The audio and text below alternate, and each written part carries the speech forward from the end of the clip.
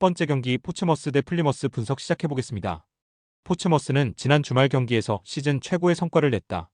리그 선두팀이자 엄청난 페이스로 승점을 쓸어담던 리즈 유나이티드를 만났는데 선발 스트라이커로 나선 콜비 비숍의 선제골을 지켜내며 승리했다.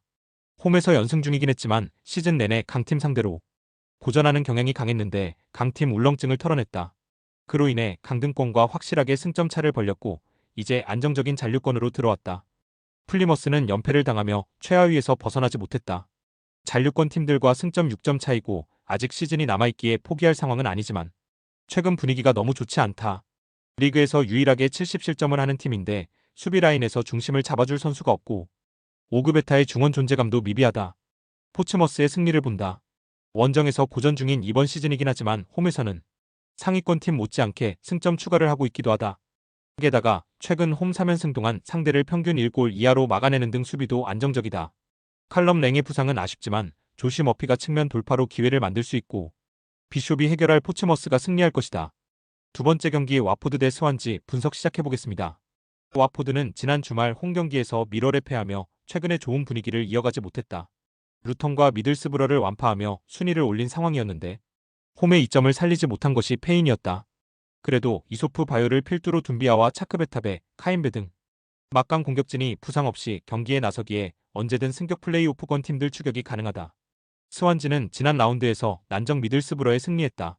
광주를 떠나 스완지에 합류한 이후 도움은 있었지만 골이 없었던 엄지성이 30경기 만에 팀 데뷔골을 결승골로 장식했다. 돌파를 통해 공간을 만들고 오른발 가마차기로 골대 구석에 성공한 원더골이었다. 그로 인해 팀이 무패를 이어가게 했고 중상위권과의 격차도 줄였다. 와포드의 승리를 본다. 3경기 연속으로 상대에게 골을 헌납하지 않은 스완지의 팀 수비력이 올라간 건 사실이다. 프랑코와 오브라이언 등 중앙 미드필더들이 최종 수비를 잘 보호하고 있고 로날드와 엄지성 등 측면 공격수들의 수비 가담도 원활하다. 그러나 무사시 소코와 루자 등이 중원에 나서 상대의 압박을 이겨내며 공격 전개에 나설 것이고 바요와 둠비아가 문전쇄도로 해결할 와포드가 승리할 것이다. 세 번째 경기 스토크 대 블랙번 분석 시작해보겠습니다. 스토크시티는 리그 1 추락 위험이 커지고 있다. 최근 발표된 한국 국대에 선발된 배준호의 소속팀으로 팬들에게 큰 사랑을 받고 있는 팀인데 백승호의 버밍엄처럼 추락할 수도 있다. 지난 주말 경기에서는 교체로 들어온 갤러거의 2골이 나왔음에도 코번트리 상대로 승점 추가에 실패했고 그로 인해 강등권의 승점 4점 차로 추격당했다. 블랙번 역시 최근 분위기가 그다지 좋지 않다.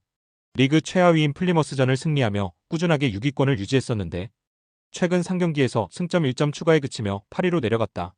리그 우승과 준우승팀이 프리미어리그로 승격하고 3위부터 6위까지 플레이오프로 한 팀이 승격될 수 있기에 6위를 지켜야 하는데 그러지 못했다. 때문에 강등권 언저리 팀 상대로 나서는 원정 경기에서 공격적인 운영을 할 것으로 보인다. 접전을 본다. 두 팀 모두 승점 1점을 노리는 수비적인 운영을 할 이유가 없다. 홈에 2점이 있는 스토크나 6위 탈환을 노리는 블랙번 모두 공격에 기여를 올릴 것이다. 그러나 두 팀 모두 원하는 최상의 결과를 가져가긴 어려워 보인다. 블랙번은 개해가 마무리를 잘해주지만 오아시 유키가 전반기의 컨디션이 아니고 스토크시티는 캐넌이 팀을 떠난 여파가 크다. 90분 내내 일진일퇴의 공방을 펼치겠지만 허신 공방으로 끝날 것으로 보인다. 네 번째 경기 릴 OSC 대 도르트문트 분석 시작해보겠습니다. 릴은 원정에서 펼쳐진 경기에서 터진 하랄손의 동점골로 원하던 결과인 무승부를 기록하고 돌아왔다. 선제골을 허용하긴 했지만 안드레와 무카우 등이 나선 중원이 경기의 주도권을 내주지 않았고 하랄손의 골이 터졌다. 때문에 강점이 있는 홈에서 승리하면 챔스 8강에 진출할 수 있게 됐다. 챔스에서도 연승 중인 홈이고 지난 주말에도 승리했기에 자신있게 경기에 나설 것이다. 도르트문트는 홈에서 나온 선제골을 지켜내지 못하고 무승부에 그쳤기에 부담을 안고 원정에 나서야 한다. 선발 윙어로 나선 아데에미의 골로 기분 좋은 리드를 잡았지만 동점골을 허용했다. 때문에 원정에서 최대한 골을 내주지 않는 운영으로 8강행을 노려야 한다. 크로스와 살리 웨즈칸 등 중앙 미드필더들이 최종 수비와 간격을 유지하며 수비 위주로 나설 것이다. 접전을 본다. 릴 2홈에서 경기의 주도권을 가져갈 가능성이 물론 높은 경기다. 무카우와 고메즈, 부아디 등 볼점유에 능하고 공격 전개에도 강점이 있는 중앙 미드필더들이 상대의 압박에 쉽게 물러서지 않을 것이다. 그러나 수비 진영에 숫자를 많이 포진시키고 경기에 임할 것이고 슐루터백이 상대의 주포인 데이빗의 침투를 경기 내내 저지할 도르트문트 상대로 정규 시간 내로 승부를 내기 어렵다. 다섯 번째 경기 에스턴 빌라 대 클럽 브리의 분석 시작해보겠습니다. 빌라는 원정에서 펼쳐진 1차전에서 승리하고 8강 진출에 유리한 고지를 점령했다. 홈 경기력이 좋은 브리에 상대로 레온 베일리와 아센시오 등의 골이 나왔고 밍스와 콘사가 수비 라인을 안정적으로 지켜냈다.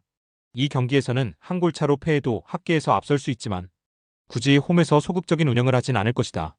지난 주말 리그 경기에서는 난적 브렌트포드 상대로 나온 와킨스의 골로 승리하며 연승에 성공하기도 했다. 브리에는 2골차 열세를 안고 원정에 나서게 됐다.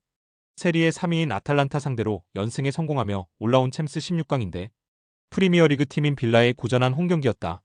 그래도 아직은 기회가 남아있기에 포기할 상황이 아니다. 후틀가와 촐리스 등 골을 넣을 수 있는 선수들을 모두 내보낼 것이고 바카넨과 오네디카가 중원에 라인을 올릴 것이다. 빌라의 승리를 본다. 브리에가 이번 챔스에서 충분한 경쟁력을 보여주긴 했지만 아탈란타전을 제외하면 원정에서 고전하는 모습이었다. 또 1차전에서 빌라의 틸레만스와 존 맥킨 등 베테랑 중앙 듀오의 압박에 공격을 잘 풀어가지 못했다. 홈의 이점을 살리며 경기에 임할 수 있고 호아킨스가 공중볼을 2선으로 연결할 빌라가 승리할 것이다. 6번째 경기 에이티 마드리드 대 레알 마드리드 분석 시작해보겠습니다. 아틀레티코는 원정에서 패했기에 다소 불리한 상황에서 나선다. 그래도 더비 라이벌 상대로 한 골 차로 경기를 마쳤기에 강점이 있는 홈에서 반격을 기대할 수 있다. 단 레알전 패배에 이어 지난 주말 리그 경기에서는 중위권 팀인 헤타페에 일격을 당하며 다소 분위기가 추락했다. 분위기 전환을 위해선 이 경기를 잡고 챔스 8강에 올라야 한다. 레알은 연패 중인 아틀레티코와 달리 최근 챔스 연승을 비롯해 리그에서도 라요에 승리하며 한 경기를 덜 소화한 선두 바르샤와 같은 승점이 됐다. 발베르데가 부상 여파로 다소 고전하기도 했지만 완벽하게 회복해 다시 3선에 힘을 실어주고 있고 음바페와 비니시우스 주니어가 폭발적인 돌파와 마무리로 팀의 상승세를 이끌고 있다. 접전을 본다. 아틀레티코는 알바레즈와 앙투안 그리즈만 등 위력적인 투톱 외에도 장신 스트라이커인 쇠를로스가 공중볼 장악을 통해 레알 수비에 부담을 줄 수 있다. 그러나 발베르데와 초우아메니 등이 경기 내내 수비에 집중하며 홈팀의 공세를 막아낼 것이고 리디거와 맨디가 알바레즈를 견제할 레알 상대로 최상의 결과를 얻어내지 못할 것이다. 스포츠 당첨의 제일 중요한 건 조합입니다. 각 팀 분석을 잘한다고 하여도 조합을 못할 경우 큰 배당을 가져가지 못하는 거 다들 아실 겁니다. 그리고 유튜브에 조합을 올려드릴 수 있지만 좀 더 자세한 정보들과 배당 흐름 및 각종 이슈 등 경기 전까지 어떻게 될지 모르니 조합을 빠르게 유튜브에 올려드릴 수 없는 점 양해 부탁드립니다. 조합 신청은 아래 고정 댓글 링크로 조합 신청 말 걸어주세요. 금전 요구 및 멤버십 가입 조건 일체 없습니다. 좋은 건 서로 나눠 갑시다.